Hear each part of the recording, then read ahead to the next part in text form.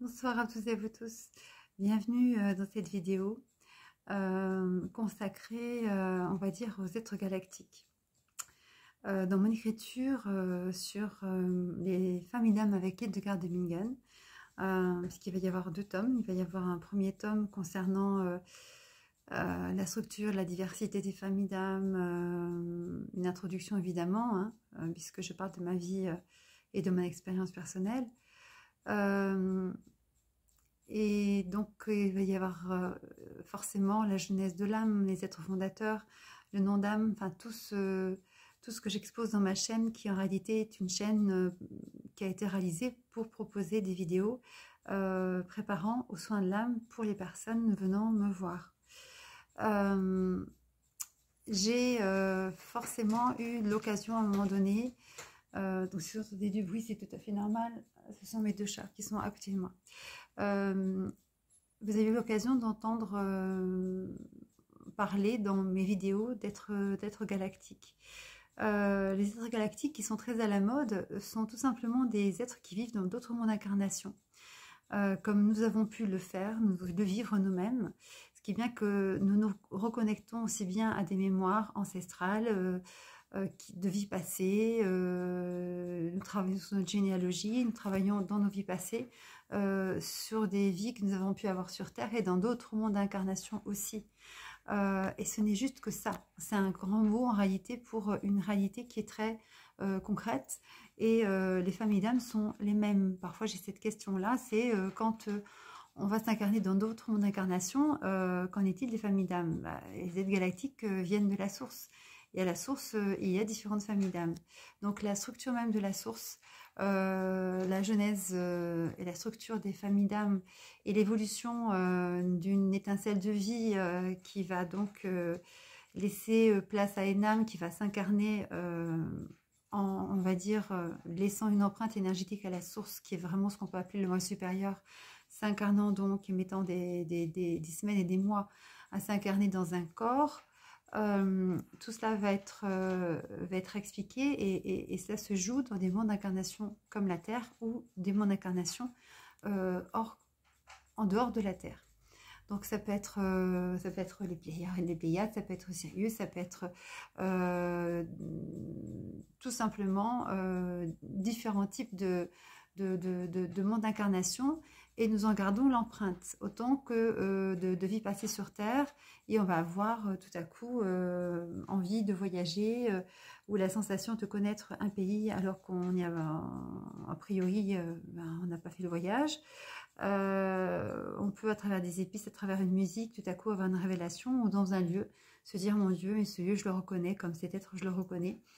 Donc il n'y a pas une élite qui va s'incarner dans des mondes d'incarnation qui sont d'ailleurs beaucoup plus éthérés pour la plupart. Alors il y en a qui sont assez belliqueux, oui, des peuples belliqueux, mais des mondes d'incarnation que beaucoup d'êtres qui sont en éveil vont fréquenter sont des mondes subtils, des mondes éthérés, et on va en garder une empreinte. Et qu'est-ce qu'on a comme responsabilité? Eh bien, de pouvoir semer sur Terre une graine qui correspond justement avec cette empreinte.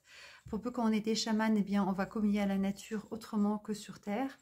Et parfois, il y a d'ailleurs des brûlants et des séraphins qui vont me dire « Mais moi, le chamanisme, ça ne m'interpelle pas du tout. » Oui, le chamanisme tel qu'on le vit sur Terre, là, on est d'accord. Mais le chamanisme tel qu'on le vit dans d'autres mondes d'incarnation, là où il n'y a pas de proie de prédateur, et où il y a une relation au monde minéral, végétal, animal, qui n'a rien à voir avec ce que l'on peut vivre sur Terre, où on se dit « Mais ma foi, si la nature était bien faite… » Une fois, un ami patient m'avait dit « Mais pourquoi est-ce que le lion va manger la gazelle alors que le lion est majestueux et que la gazelle est si belle? Pourquoi cette cruauté ?» Bien tout simplement parce qu'on est dans un monde de dualité, et que dans certains mondes d'incarnation, cette dualité n'existe pratiquement pas, voire pas. Et donc du coup, eh bien, on a cette nostalgie de cette fusion, tout simplement de cette communion au règne, où il n'y a pas de proie de prédateur, il n'y a que communion. Ce film, le film Avatar, parce qu'il y a beaucoup de livres et de films inspirants, en dit long sur ce qu'on peut vivre tout simplement dans une nature où l'homme et la nature ne font qu'un. On est dans, lorsqu'on tue un animal dans un rituel sacré, dans une offrande, sans aller si loin que cela. Autrefois, nos grands-parents et arrière-grands-parents qui vivaient à la campagne avaient une alimentation raisonnée et une relation au monde animal bien plus juste, bien plus fine, bien plus respectée et respectable en tout cas. Quand on voit ce qui se passe aujourd'hui dans les abattoirs, quand on voit Yann Arthus Bertrand, il a beaucoup participé à nous envoyer ces images qui sont vues tout simplement du ciel. Quand on voit ces bovins qui sont tout simplement dans des terres où il n'y a pas du tout d'herbe, qui sont nourris avec des céréales, et quand on voit les contours de la géographie, ce que l'homme a fait de la terre, on se dit, oh là là. De la même façon, et là je vais vraiment aller de l'autre côté, j'entends aussi parfois, oui mais bon, c'est bien les règnes, mais voilà, on communie au règne, ok, qu'est-ce qu'on en tire comme leçon? Eh bien, il y a des êtres qui vont pouvoir communiquer avec les arbres, d'autres qui vont pouvoir communiquer avec les animaux. Il y a l'homme qui parle aux chevaux, il y a des animaux qui vont soigner comme les ânes. Il y a des animaux qui sont très fins et qui transmettent beaucoup. Si je vous parle des dauphins et si je vous parle tout simplement de mammifères qui, pour certains, vont venir tout près des plages. Alors parfois c'est échoué parce que là il y a une pollution. Désolée pour ma coiffure ce soir, mais je suis fatiguée, elle tient pas la route. Il y a une pollution d'ondes électromagnétiques. Où il y a une forme de chaos ressenti, de disharmonie, et plein de dauphins vont échouer. Mais il y a aussi des dauphins qui vont amener leurs femelles vers les hommes en disant honnêtement, je ne sais plus quoi faire, elle va mourir, quoi, je vous la confie. Et certains hommes, heureusement, qui ont une relation à la nature qui est belle, vont pouvoir récupérer cette femelle, la soigner et la rendre au dauphin qui a eu confiance en l'homme. Et de temps en temps, la nature nous donne de très très belles leçons. De la même façon, il y a un nageur qui a voulu nager entre l'Angleterre et l'Écosse. Me semble-t-il, il faudra que je vérifie. C'était en tout cas un parcours à la nage qui était assez important. Je ne pense pas que ce soit l'Irlande parce que ce serait vraiment trop loin. En tout cas, ce nageur qui est parti d'Angleterre et qui allait vers l'Écosse ou l'Irlande, il faudra que je regarde ça de plus près. À un moment donné, s'est retrouvé tétanisé parce qu'il a rencontré un banc de méduses. Et là, il s'est dit, ça y est, c'est bon, je coule. Pourtant, il avait une combinaison, hein, mais il a vraiment, au niveau du visage, au niveau tout simplement, de traversant ce banc de méduses, il a été touché. Et n'arrivait plus à avancer, rien à faire. Il le dit lui-même dans un appel ultime, tout à coup, il a eu l'idée de lancer un appel à la nature. Eh bien, il y a des dauphins qui sont arrivés. D'on ne sait où. Alors, ça a été filmé. Et ils l'ont pris en charge. Il y en avait un qui était devant et des autres le supportaient. Et ils l'ont amené carrément sur le rivage de l'endroit où qu'il souhaitait atteindre. Donc, si vraiment on se rendait compte de la connexion que nous avons au règne, on dirait plus, oui, mais bon, on est des hommes, on va plus s'incarner en animaux parce qu'il y a le monde minéral, et puis après il y a le monde végétal, et puis après il y a le monde animal, et après il y a les humains. Combien de fois j'ai dit qu'une fois en Corse, j'avais entendu le clac, clac, clac, clac, clac, clac, les sabots d'un âne qui était venu tout simplement alors que je regardais avec mes filles un ciel étoilé, poser sa truffe sur ma tête. Et je me suis tout doucement relevée, je l'ai pris contre moi et ça a été comme un court-métrage. J'ai vu que c'était un goujat dans une vie passée et que là, il venait servir. Et il était seul et m'a raconté sa détresse. Donc en réalité, combien de personnes vont l'expérimenter? J'aime les chiens, j'adore les chats, j'ai une relation aux chats très particulière. Ce sont des animaux qui vont de temps en temps, quand ils sont perdus, envoyer des informations en rêve aux personnes qui partagent leur vie, parce que j'aime pas le mot maître, et qui vont tout à coup pouvoir être découverts parce qu'ils sont cachés quelque part, parce qu'on ne les retrouve plus, ou qui parcourent des centaines de kilomètres pour pouvoir retrouver leur lieu de vie. Ce sont des êtres qui vont voir les entités et qui ne vont jamais être chargés. C'est quelque chose d'assez incroyable, la capacité qu'a un chat, qui a cette vie, dirons-nous, mais qui ne se charge pas, qui ne se pollue pas, et qui va typiquement, alors que le chien va fuir des zones mortifères dans une maison parce qu'il va y avoir par exemple une rivière souterraine et l'eau est assez drainante et pompe l'énergie, eh bien le chien va fuir cette zone mortifère alors que le chat va toujours se positionner à l'endroit qui est bas en énergie pour transmuter. Donc sur Terre, il y a des dauphins, il y a des baleines qui transmutent, il y a parfois des minéraux ou des grands arbres en Amazonie qui nous donnent des leçons d'humilité avec des grands minéraux. Une fois, je me suis retrouvée devant un cristal de roche, mais immense. Et je me suis inclinée parce que j'avais une leçon à entendre de ce cristal, tout comme je peux entendre des leçons au pied d'arbres géants. Et il y a des brûlants qui s'incarnent dans ces règnes-là. Donc, il y a des chats qui sont de grands médiums, il y a des chiens qui sont des alchimistes, qui vont être malades, qui vont tomber malades parce que la personne avec qui il vit est malade. Donc, les familles d'âmes ne s'appliquent pas que, on va dire, telles que je les ai vues moi, telles qu'on me les a montrées à la source, seulement au genre humain, sur Terre, mais aussi à tout être vivant sur Terre, alors parfois, évidemment, quand il y a un troupeau, il peut y avoir une mémoire collective, mais il y a des animaux, il y a certains animaux, il y a certains arbres, il y a certaines roches, et il y a certains lieux d'incarnation, quels qu'ils soient, qui font que, eh bien, on va rester plusieurs vies dans la même famille, puis aller dans une autre famille, ainsi de suite, et pas de façon aléatoire. On ne va pas de la famille, je ne sais pas moi, des communicants, première famille d'âme, où les êtres vont apprendre à communiquer, à tout à coup la famille des alchimistes, qui est une famille d'âmes, diront nous adultes, alors que les premiers sont plutôt des âmes très jeunes, qui ont du mal avec l'autre et qui ne savent communiquer qu'à travers l'art.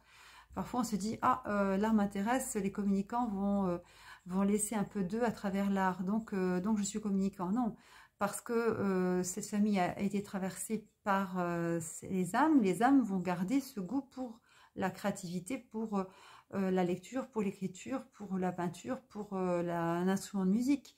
Mais c'est une corde, on va dire, une corde de plus à leur arc qui vient, et ça ne veut pas dire qu'ils font partie de cette famille. Donc cette notion de famille d'âme, elle est universelle. Les galactiques sont très à la mode, mais les galactiques ne sont rien d'autre que des êtres qui vibrent autrement pour certains et qui sont plutôt des volants, qui vont être parfois belliqueux et qui vont être plutôt des guerriers, et dans le sens parfois pas forcément très, on va dire plutôt avec un sens péjoratif. Il y a des êtres de sagesse, de douceur et des êtres belliqueux dans différents mondes que nous allons visiter. Et quand on va sur Terre, c'est pas une sinécure. Et quand on y va, on se dit, ouille, c'est pas simple. Parce que la Terre, eh bien, elle est en train d'augmenter son niveau vibratoire, tout simplement parce que, eh bien, quand on s'incarne, on porte l'empreinte d'êtres fondateurs qui se sont penchés sur notre âme, qui ont teinté notre âme de leur couleur, de leur sonorité, de leur odeur de sainteté que nous avons en nous. Et lorsque nous allons à la source chaque nuit et que nous revenons et que l'on fait cela en conscience, un voyage astral, eh bien, on permet à ces êtres tout simplement de s'incarner auprès de nous. Et plus on fait ces voyages, et plus ils s'incarnent près de nous, et plus ils peuvent tout simplement participer à l'élévation tout simplement du niveau vibratoire de la Terre. Nous sommes des interfaces, nous sommes des êtres qui sommes des ponts, des arcs, des ponts de reliance entre tout simplement la source et la planète sur laquelle nous sommes incarnés. Rien d'autre. À partir du moment où on va mettre un peu d'ego dans « oui, mais j'ai été galactique, oui, mais je suis une graine d'étoile », on est tous des poussières d'étoiles, comme lui disait Hubert Reeves, étant physicienne, et j'aurais tellement voulu être astrophysicienne, mais l'astrophysique m'a toujours immensément plu. Nous sommes tous des poussières d'étoiles et nous sommes tous surtout divins, de nature divine, avec tout notre plein potentiel. Ça, je l'ai assez dit au cours de ces dernières vidéos. Et comme je suis plongée dans les familles d'âmes et donc à la source, et que je travaille sur ces notions, ça me paraissait important de dire à quel point cette notion souvent de famille d'âme est balayée de la main, parce que si on est galactique, alors ça veut dire qu'il y a un autre système de famille d'âme qui va s'adapter. Pas du tout. On vient tous de la source, c'est-à-dire on se croise la nuit et on se souvient qu'on a pu vivre dans certaines vies. On a des frères et des sœurs d'âme qui sont incarnés ailleurs, qui utilisent des langages galactiques qui parfois nous reviennent. Et oui, ça fait partie de la magie de l'incarnation. Et ce n'est pas pour autant que nous ne revenons pas tous chaque nuit à la source. En communiant avec ces frères et sœurs d'âme qui sont incarnés ailleurs. Et un jour, c'est eux qui viendront sur Terre. Et un jour, c'est nous qui repartirons dans ces mondes d'incarnation, ces mondes étoilés, où nous avons beaucoup de choses à léguer. Donc, sur Terre, venant de ces mondes-là, beaucoup de graines à planter, beaucoup d'éveil de conscience à faire. Et évidemment qu'on communie avec ces êtres qui sont appelés êtres galactiques, et qui communient et qui nous envoient des messages aux uns et aux autres. Alors plus notre antenne est affûtée et plus on reçoit d'informations, mais il n'y a pas d'élus.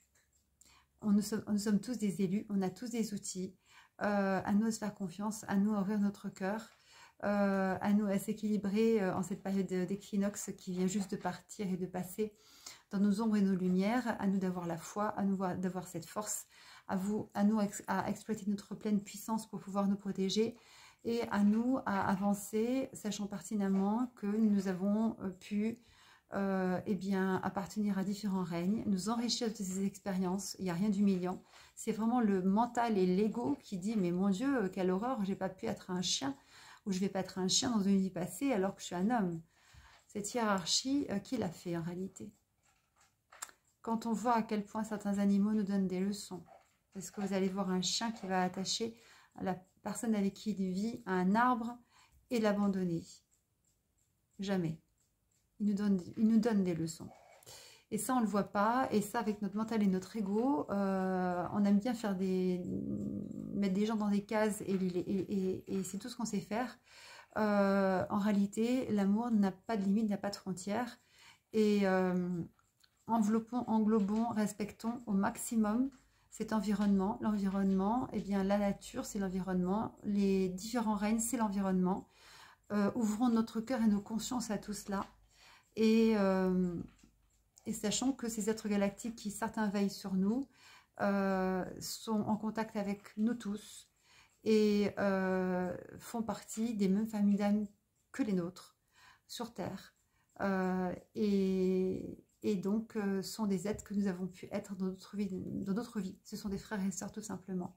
Alors pour certains, ce sont de grands maîtres, mais tout comme il y en a à la source et certains visitent la Terre, et des grands guides, d'autres sont là avec plus de douceur, comme certains êtres sur Terre qui sont là avec beaucoup de douceur.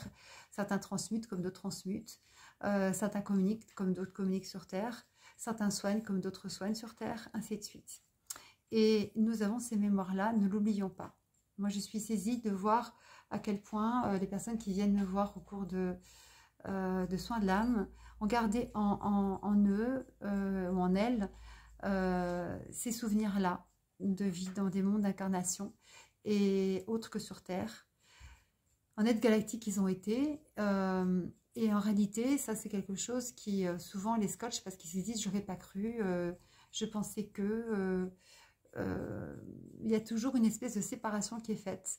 Alors, on en parle beaucoup parce que, bien sûr, la Terre, l'avenir de la Terre est fait de ce que nous allons nous planter comme graines de notre propre conscience et de la conscience qui est travaillée par des êtres de conscience supérieure, dirons-nous en tout cas, qui à eux tous se forment un égrégore très positif et qui nous entoure.